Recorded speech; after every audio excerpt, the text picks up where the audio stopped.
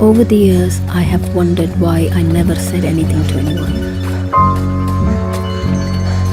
I thought it was really interesting that they kind of blended the live action and animation. And I work in animation. I love when animation's used to talk about serious subjects, because so often it gets kind of thrown into little children's things or whatever. But it's such an effective tool to talk about something so heavy and so serious without necessarily showing gory images that could really, affect you. He was my father's cousin, and it was Christmas Eve. The animation is memory, and the riverside is present. Yeah, what I liked about that film was when she comes to a fork in the road, and she's kind of deciding probably what she wants to do with herself, with her life, and whether she wants to speak about it or she just wants to be silent. And I think that river was, she's jogging, it's pretty evident from the shaky image, or probably walking.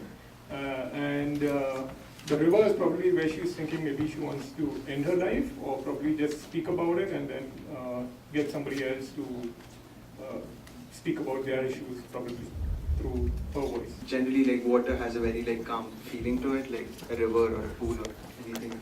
Sense of, and then when she reads everything out, she's just staring into the water and basically feels lighter in a sense that, okay, she's got the inner demons out and she's trying to help someone else with it, sort of.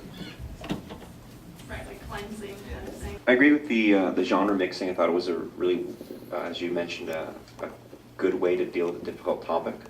But I found it the contrast so dramatic, given the live action didn't, for me anyway, didn't seem to have a purpose. I wasn't sure what was happening in that.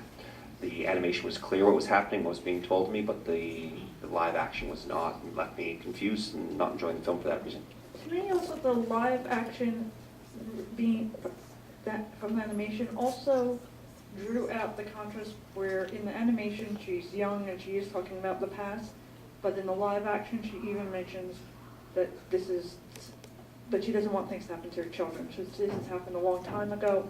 It's also clearly in a very different setting. The animation is in India or perhaps a similar culture, but where she's walking, it's like in winter around here or something, where there's, there's no snow, but there are deciduous trees and it's a very different climate. So it's just showing that much time and distance that was passed for her without, and I think that the difference in style helps make that passage greater. Yeah, like a contrast in reality and contrast in her inner maturity, I suppose, as well, right? But,